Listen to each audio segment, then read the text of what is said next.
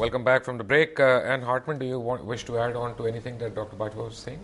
Oh, I just wanted to say that since we came here, I feel like we've got a lot of mixed perspectives on the drone attacks. I think generally everyone agrees that the loss of innocent life is absolutely wrong and is damaging to the US-Pakistan relationship and to Pakistan more broadly, because as you say, it has an increase in militancy. But I haven't heard people, you said a lot of Pakistanis see it as an act of war, but I haven't heard that in the meetings that we've had since we've come here, that it's seen as an act of war by the United States. So I just wanted to comment that that isn't a sentiment that I've heard in our stay here. Actually, what I can do is I can even show you certain video clips over here, and that would be not very pleasant. But the whole purpose when we show them on television is that for the American citizens to understand what is happening as a consequence of this war, and even when their troops are at fault. So we perhaps even feel that if the American public sees and realizes what wrong is being done in their name and sovereignty, then they'll sort of stand up and tell the government to stop. Do you feel that are we succeeding over there or not?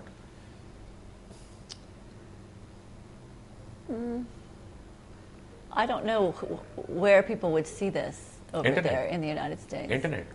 They might, but they would have to go look for it, right? So I'm not sure how many Americans would go looking for that information. Let's make better blogs So- next time. Yeah. Question? Yeah. We have to make the Pakistani blogs Yeah. more popular. Ji. Hi, my name is Gohar, and I'd like to give a very warm welcome to all you guys to my country, especially to Ms. Smith, being your first visit. Thank you. And like in the starting, as Mr. Luqman said, that you guys are not here to represent the US government, you're just here to take a look at the country. But somehow that doesn't happen when one of us goes to America. When any of us, we go to America, we are taken to represent the entire Pakistani community over here. That's right. And especially like a cousin of mine, she's studying in a very prestigious university in America. She has a distinction over there. And just because her passport says Pakistani, she's not offered a job anywhere. Not anywhere. She is unemployed for almost 6 months. And this was, as I've seen it, this was the case before President Obama and right now as well. I have a lot of friends over there who've changed their names because a lot of their names, when they go to the airport, you know, they're detained for apparent reasons. Okay. I understand where you're coming from. Karin, the question, let me rephrase it.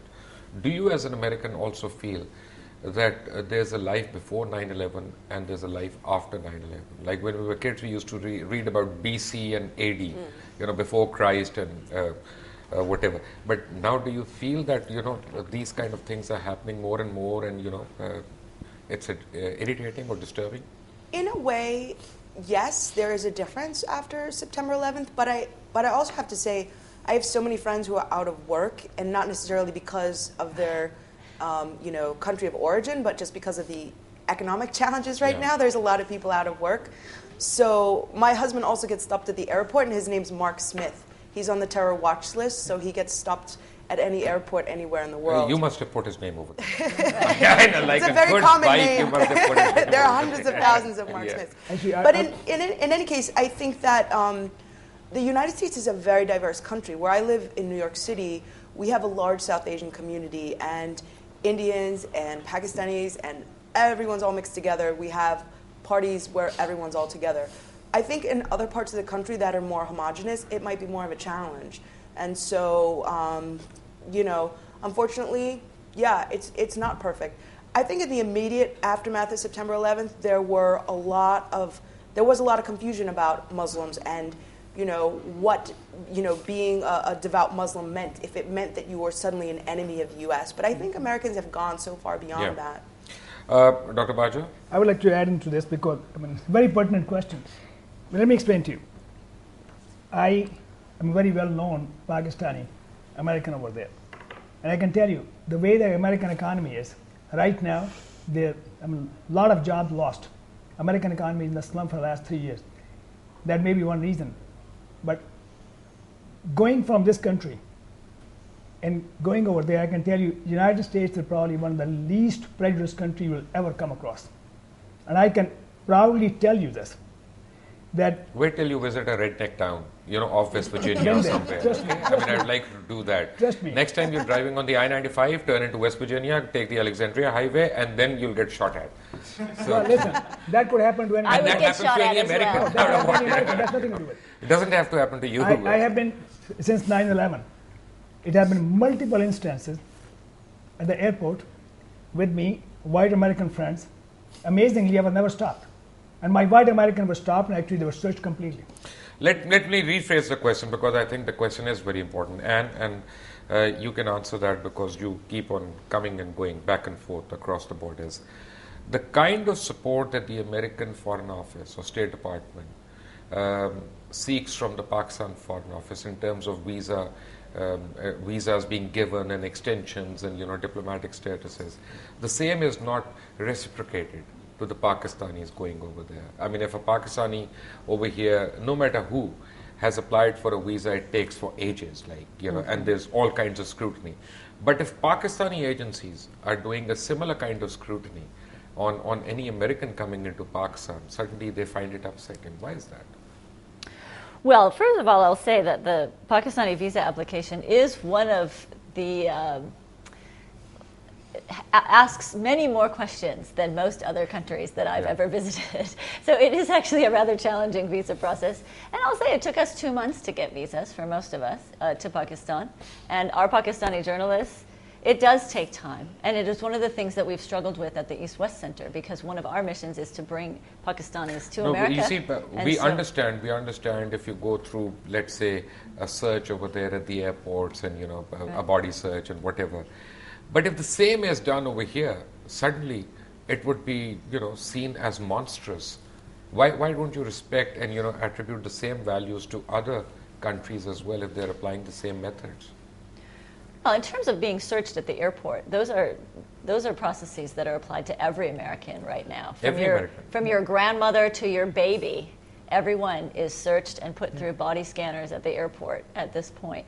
In fact, there was an incident where Al Gore was stopped, and people thought that was outrageous because everyone knows it's Al Gore. But the point is, it's every third person, or it's some kind of standard operation. And I think America makes a very solid effort to do that. If it's been extended to Al Gore, then I think, I mean, you won your case over there. It has. I do think because that there is. Because he's one of the greatest guys on this planet. I mean, for all the work that he's doing. Yeah. Any other question? Yeah. Yeah. Why is it that the Pakistani perspective is continuously ignored in the US media? For instance, we take the issue of the fencing of the Pakistan border. Then we take on the issue of the talking Taliban, negotiations with Taliban.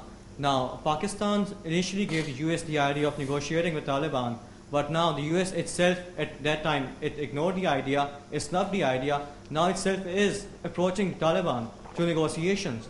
Why is that the US is continuously ignoring Pakistani perspective and is not taking ground realities into account when formulating policies, etc.? Who wants to Karin? answer that? Actually, you know what?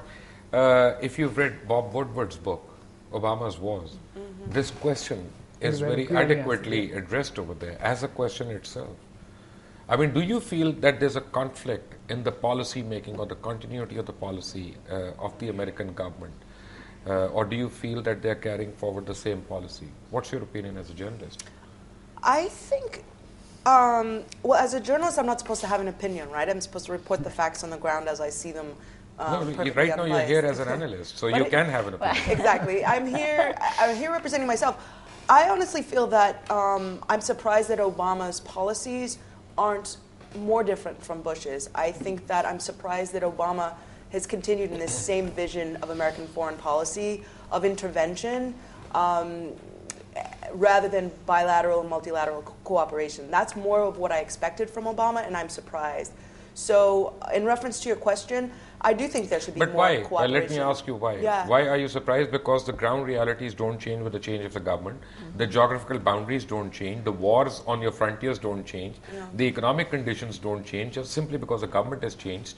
So certain policies have to continue. When Obama came into office, he made it so clear that he wanted to have mutual respect with the Muslim world, with the Muslim countries. He didn't made it realize very he was going to clear. deal with Petraeus and McCullen at that. But I think that he had so much, sort of domestic criticism, and people saying, "Oh, Obama's actually a Muslim. He actually wasn't born in the U.S."